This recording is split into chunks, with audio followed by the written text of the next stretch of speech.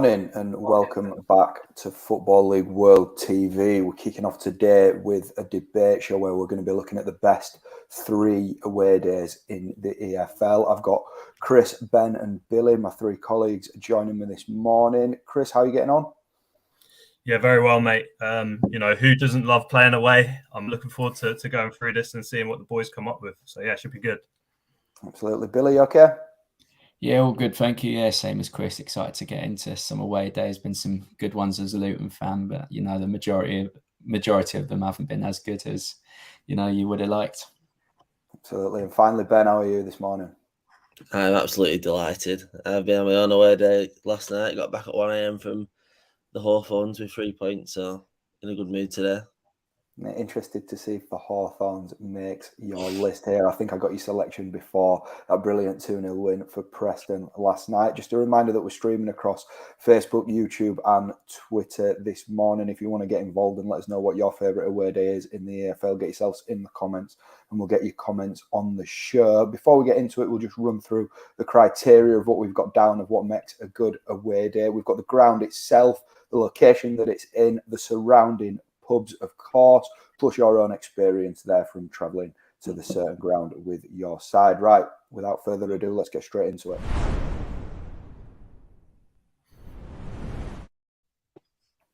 First selections then, and this was a joint one from Billy and Chris. They've gone for Fratton Park at Portsmouth. Start with you, Chris. Why was this in your top 3 for the best away days? I think winding up Portsmouth fans is one of the main reasons. I remember one of the first times I went there, we actually won 2-0. We being Wimbledon, I'm a Wimbledon fan in case anyone watching doesn't know. I go on about it enough.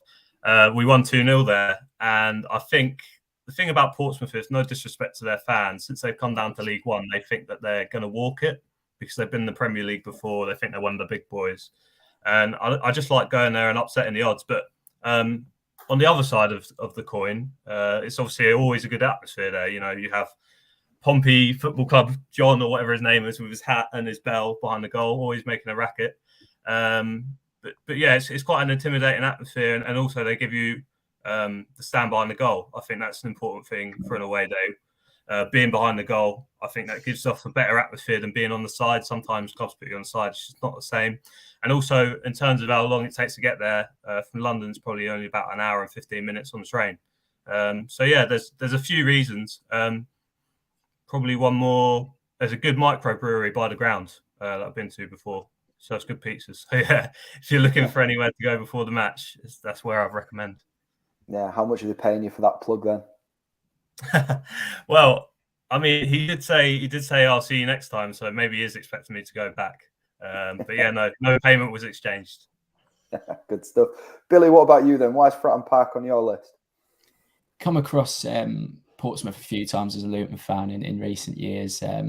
Always a brilliant one from it's only a couple of hours away, and when you look at the fixture list, it's one of those that you do look out for, hoping that it's going to be in one of the warmer months. I think we've been hit with a January and December game before, so it's never been too great. But when you do get a sort of summer month, it's always quite good to go to. I think what Chris was saying there about sort of the allocation they give you as well. Luton always travel in numbers there, which makes for an away day. I think what Chris was also saying about Portsmouth fans always being up for the games, that they got a good percentage of attendance to capacity as well, which I think makes for a really good atmosphere inside. And yeah, I think it's just one of those grounds. Luton haven't had too much success there. I remember one time, one of our players, Cameron McGeehan, got sent off for breaking his leg, which was one of the weirdest things I've ever seen in football. But it's just a ground that it's got the atmosphere from both sets of fans. It's a good night afterwards as well if you do go on to be successful. So yeah, it sort of fits all the criteria for me.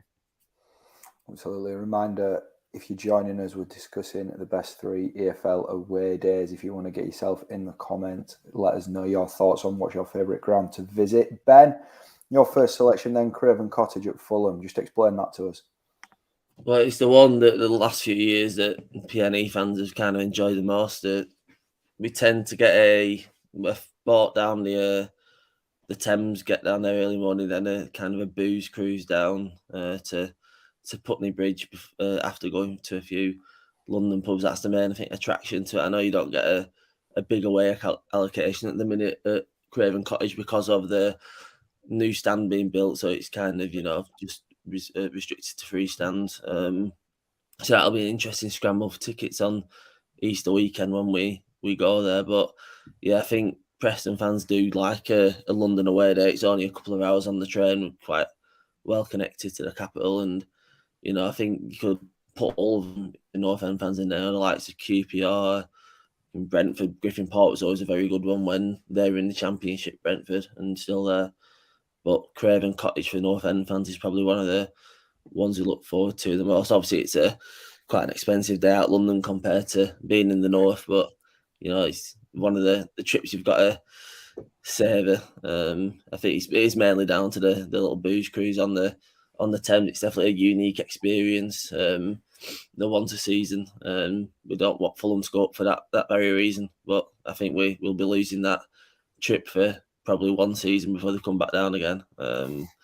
But yeah, Fulham would probably be top of my list, even though the 2 times I've been there, we've not got a result, I don't think. I know the last time we lost 3-1, but yeah, it's more about the day out for Fulham rather than any personal experiences, results. Absolutely. So much makes a good away day. It's not always about the result.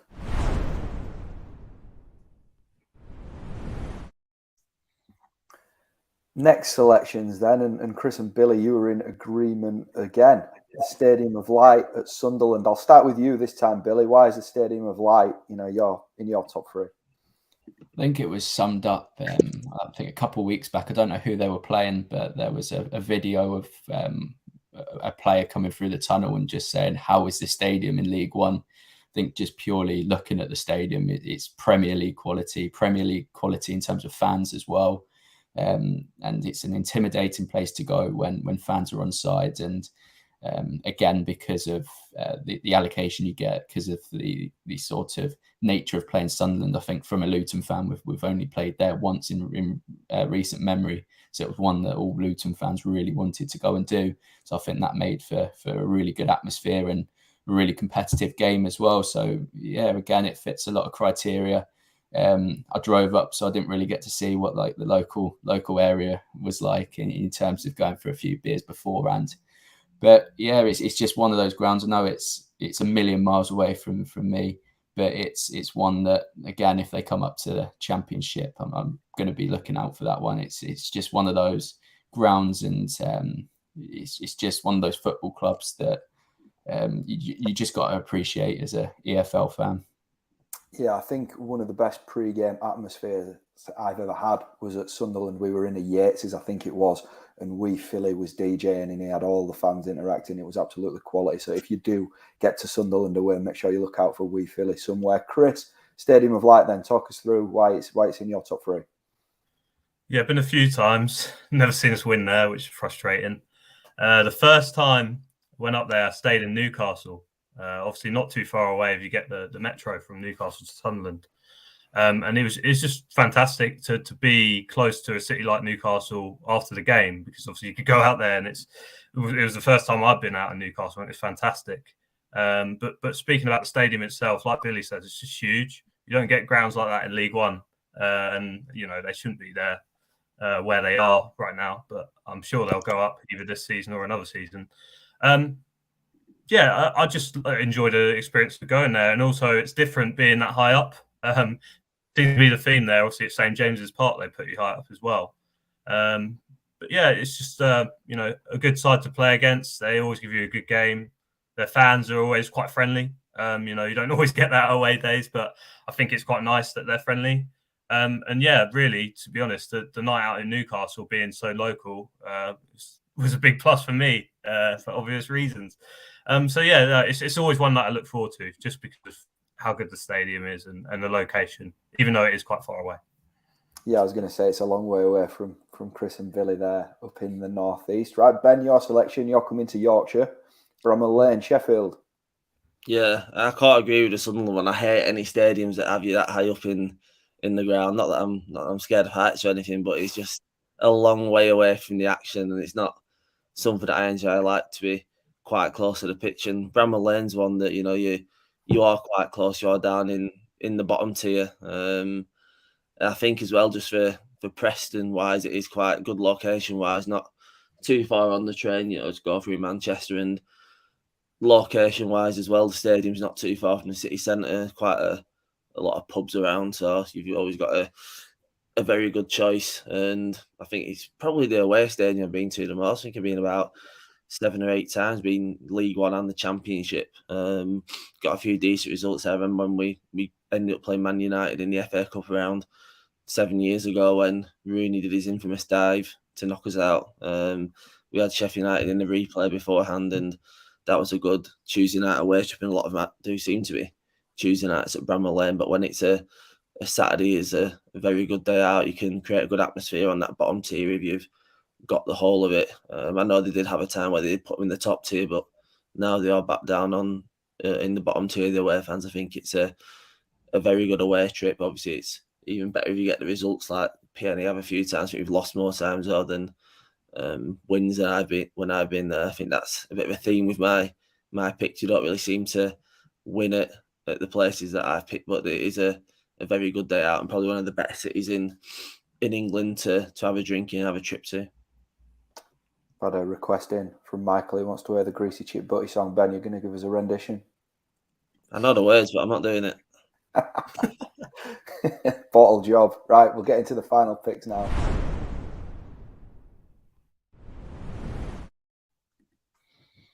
So, first up, Billy and Ben, you've gone with the City Ground, Nottingham Forest home ground. Ben, come to you first here. Why is the City Ground such a bit of away day for you? Well, in terms of Preston, I don't think it's not an easy place to get to, Nottingham. And to be fair, the stadium's not exactly, in the middle of Nottingham. It's a bit of a walk, but I just think that, the stadium itself's a kind of an old school, very good atmosphere. And I think Nottingham is a city centre, places to drink, and just the place itself, it's probably one of the, the best in the country. A lot of boozers there to, get your drinks. And like I said, it's not a stadium that I've seen PNE win it, I don't think. But it's always a really good day out at Nottingham. Always kind of sell out our allocation there. I think a lot of people think the same mindset, that it's a very good city to go to. And even the stroll down to the City Ground, it's down the Trent. It's when you see the City Ground come out in the distance, it is a very good view. And the stadium inside as well, you can create a good atmosphere in that little bottom tier. So yeah, that's why Forest would be up there for me. Plenty agreeing with you in the comments here, Ben and Billy. Billy, just explain to us why, as a Luton fan, you like a trip to Nottingham.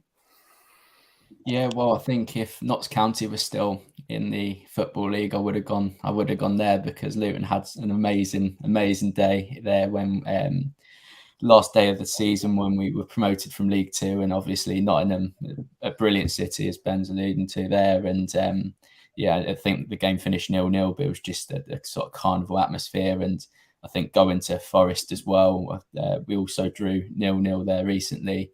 But in terms of the build-up and in terms of the city itself, in terms of the ground, you just have to look at what it was like against Derby. It's just one of those grounds and one of those atmospheres that's quite unique in the Football League. They fill their stadium time and time again, always noisy. And yeah, I think it's just one of those special grounds in the EFL and one of those special cities as well, because you always have a very good night out as well. Look at this comment here, throwing shade at Luton from Neil as an away day. He's good for Luton, any excuse to get away from Kenilworth Road. I'm going to give you a chance to hit back at that, Billy. What are you going to say to that?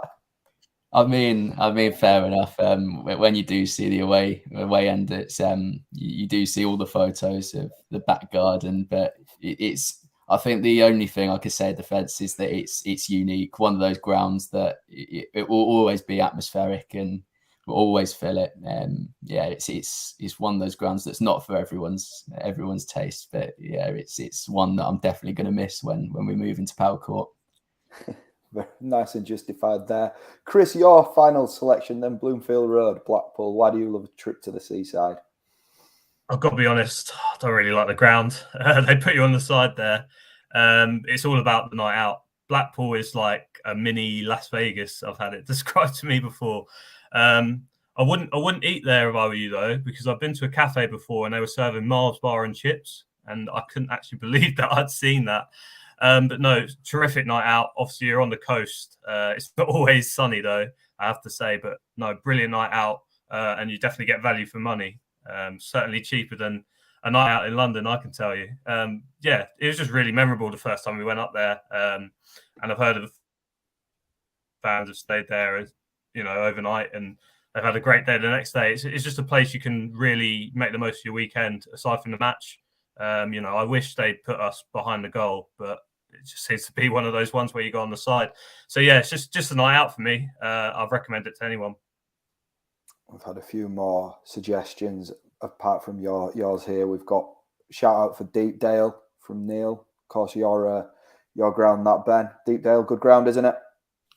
Yeah, for away fans, I think it is. You get your some teams do get the full allocation if they can take it. I know the likes of Leeds, Sheffield Wednesday, Birmingham have filled it in recent years, and when the bigger clubs, the Man United's come for the FA Cup, I think they fill it as well. It's a good kind of a way in to make noise in, but it's not ideally located for fans coming in on the train. I think it is a good 1.5 2 mile walk. So I think, and there's not that many pubs around the stadium as well. So I think that potentially could bring it down a little bit. I think there's enough if you walk from the city centre, you can go in here and there towards the ground. But yeah, I think just from an atmosphere point of view that you can make it deep, I think it could be up there. Yeah.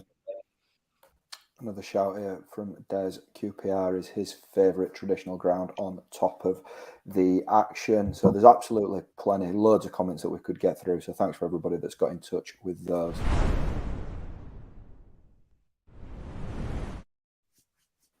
Right, that concludes this morning's debate show. Short and sweet, I think, and I think plenty of people have enjoyed it, judging by the comments that we've got in a real hot topic around the EFL. Thanks to Chris, Ben and Billy for joining me as well. Coming up later today on Football League World TV, we've got a West Brom fan debate as well as the EFL transfer zone later on this afternoon. A reminder that the window is really hotting up now, just days remaining until deadline day, so plenty of deals to be done right across the EFL, so please do tune in as there's a lot to talk about. See you again soon.